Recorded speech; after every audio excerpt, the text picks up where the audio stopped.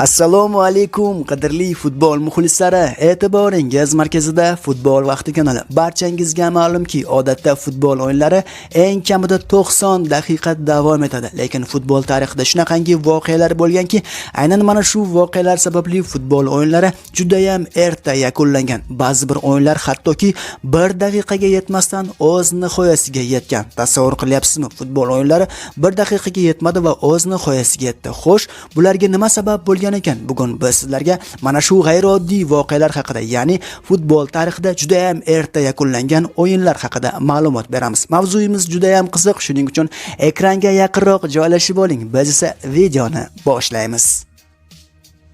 Qadrli futbol muxlislari, o'tgan videoyimizdagi sirli futbolchi hozirda Arsenal jamoasi sharafini himoya qilayotgan va bir vaqtlar Chelsea jamoasi sharafini himoya qilib yurgan paytlarda katta kulgularga sababchi bo'lgan futbolchi David Luiz edi. Juda ham ko'pchilik futbol muxlislarimiz mana shu futbolchining ismini to'g'ri javob berishgan, lekin aynan mana shu 5 ta ishtirokchimiz eng birinchilardan bo'lib to'g'ri javob berishgan. Agarda sizning ham kommentariyalaringiz bizning videolarimizdan joy olishini xohlasangiz, bir vaqtlar Sergio Ramos bilan to'p talashaman deb og'ir jarohat olib maydonni tark etgan futbolchining ismini to'g'ri javob bering va keyingi videoda aynan sizning kommentariyangiz joy olishi mumkin. To'g'risini aytadigan bo'lsam, ba'zida futbolchilar chinakam qahramonlarga aylanib ketishadi, chunki ular juda ham noqulay ob-havo sharoitida ham futbol o'ynab, muxlislarning olqishlariga sazovor bo'lishadi. Barchangizga sir emaski, O'zbekiston yoshlar terma jamoasi bir vaqtlar bizga mana shunday qalin qor yoqqan o'yinda chempionlikni hadya qilib barchamizni xursand qilgan edi. Lekin futbol tarixida shunaqangi noqulay ob-havolar kuzatilganki, bunday noqulay ob-havoda futbol o'ynashning imkoni bo'lmagan. Masalan, Angliya quyi ligasi o'yinlari doirasida Santastel hamda Bodmin jamoalari to'qnash kelishadi. Mana shu uchrashuvda stadionni shunaqangi quyuq tuman egallaydiki, hattoki 1 metr nariyoqda turgan insonni ko'rishning iloji bo'lmaydi. Lekin shunday bo'lsa-da, futbolchilar o'yinni boshlashadi. Lekin 58-soniyaga kelib, eshityapsizmi? Tasavvur qilyapsizmi? 58-soniyaga kelib futbol o'yinini yakunlashga majbur bo'lishadi. Chunki bunga sabab hakamlarning qarori bo'lgan. Hakamlar bunday ob-havo sharoitida futbolni ko'rish yo'qda tursin, boshqarishning ham iloji yo'q deb baholashgan va o'yinni erta yakunlashga qaror qilishgan.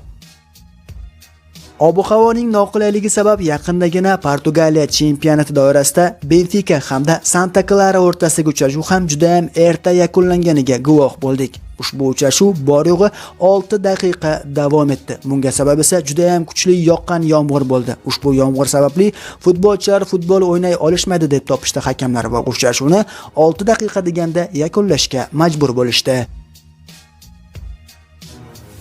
2014-yilda Italiya A seriyasida ham kuchli yomg'ir sabab bitta o'yin erta yakunlangan. Bilasizmi, 2014-yilda Roma hamda Parma jamoalari to'qnash kelishdi va mana shu uchrashuv boshlangan paytda stadionda shunaqangi kuchli yomg'ir yoqqanki, ushbu yomg'ir sabab hakamlar o'yinni erta yakunlashga majbur bo'lishgan. Futbolchilar bor-yo'g'i 11 daqiqa maydonda harakat qilishgan va buni ko'rgan hakamlar futbolni erta yakunlashga majbur bo'lishgan. Nafaqat kuchli yomg'ir, balki juda ham kuchli bo'lgan shamol ham o'yinni erta yakunlashga majbur qilishi mumkin. Masalan, 2020-yilda Yevropa Ligasi saralash bahslarida Riga hamda Triforiya jamoalari uchrashuvini bunga misol qilib aytishimiz mumkin. Ushbu uchrashuvning 23-daqiqasiga kelib hakam uchrashuvni kuchli shamol tufayli yakunlashga majbur bo'lgan. Birinchidan, shamol tufayli stadionda chiroqlar o'chib qolgan. Bundan tashqari juda ham kuchli bo'lgan shamol turli xil baxtsiz hodisalarni keltirib chiqargan. Hattoki stadiondagi oynalar ham sinib ketganiga futbolchilar guvoh bo'lishgan. Mana shunday baxtsiz hodisalarni oldini olish sababli futbolchilarning xavfsizligini o'ylagan holda hakam ushbu uchrashuvni 23 daqiqa deganda yakunlashga majbur bo'lgan.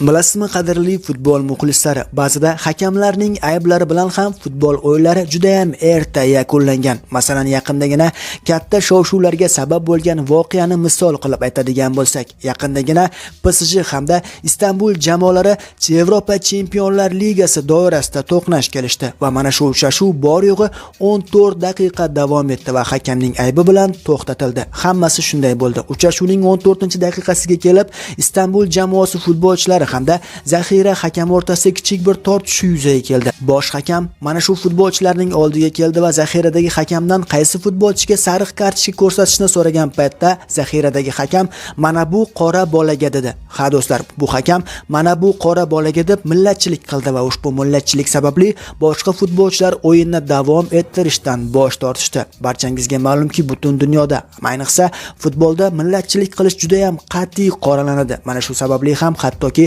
PSG futbolchilar ham bu hakamning qilgan ishidan afsuslanishdi va uchrashuvni davom ettirishdan bosh tortishdi. Hakamlar esa uchrashuvni davom ettira olmasligini sezishdi va 14-daqiqada uchrashuvni yakunlashga qaror qilishdi. Ko'rib turganingizdek, birgina zaxira hakamning bir og'iz befarosat gapi tufayli butun boshli Yevropa Chempionlar Ligasining o'yini ham yakunlangan, ya'ni erta yakunlangan. Uchrashuv esa keyinga qoldirilgan.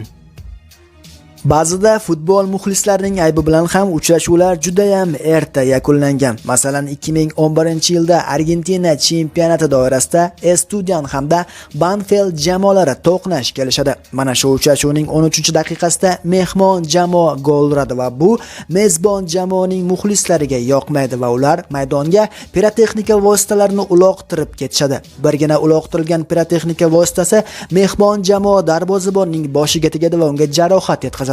Politsiya xodimlari esa hakamning oldiga kelib, uchrashuvning xavfsizligini ta'minlay olishmasligini aytishadi va bu hakamni uchrashuvni erta yakunlashiga sababchi bo'ladi. Ko'rib turganingizdek, uchrashuvdagi muxlislarning aybi bilan uchrashuv bor-yo'g'i 13 daqiqa davom etdi va hakam uchrashuvni yakunlashga majbur bo'lgan. Ana endi biz sizlarga futbol tarixida eng qisqa davom etgan o'yinlar haqida ma'lumot beramiz. Bilasizmi, Serbiya chempionati doirasida Velo hamda Spartak jamoalari to'qnash kelishadi. Mana shu uchrashuvga mehmon jamoa, ya'ni Spartak jamoasi noma'lum sabablarga ko'ra bor-yo'g'i 7 ta futbolchi bilan tashrif buyuradi va uchrashuv boshlanadi. Futbol qoidalariga binoan, agar maydonda 6 ta futbolchi qoladigan bo'lsa, qaysidir jamoaning 6 ta futbolchisi qoladigan bo'lsa, hakam uchrashuvni yakunlashga majbur bo'ladi. Spartak jamoasi esa mana shu qoidadan foydalandi va ular to'pni maydonga kiritgandan so'ng bir futbolchi kutilmaganda jarohat olgandek o'zini tutdi va maydondan chiqib ketishga majbur bo'ldi va maydonda 6 ta futbolchi qoldi. Bunday holatda esa uchrashuv hakami uchrashuvni yakunlashga majbur bo'ldi. Spartak jamoasi bilasizmi nega bunday qilgan? Sababi 7 ta futbolchi 11 ta futbolchiga qarshi o'ynaydigan bo'lsa, menimcha futbol tarixidagi eng yirik hisob qayd etilishi ham mumkin edi. Mana shunday tarixni yangilashni qochishdi va futbol tarixidagi eng qisqa o'yinlardan biri bo'lishga sababchi bo'lishdi. Ya'ni mana shu uchrashuv bor-yo'g'i 5 soniya davom etgan va hakam uchrashuvni yakunlagan. Bilasizmi, qadrli futbol muxlislari, futbol tarixidagi eng qisqa davom etgan futbol o'yini bu bor-yo'g'i 3 soniya davom etgan o'yin ekan. Bu esa 1998-yilgi jahon chempionati. Sizni kommentariyalarda yozib qoldirishni unutmang. Men mana shunday aktiv obunachilarimizni juda ham hurmat qilaman. Futbol vaqtida qoling, ishoning siz futbol haqidagi eng yaxshi kanaldasiz. Xayr, salomat bo'ling.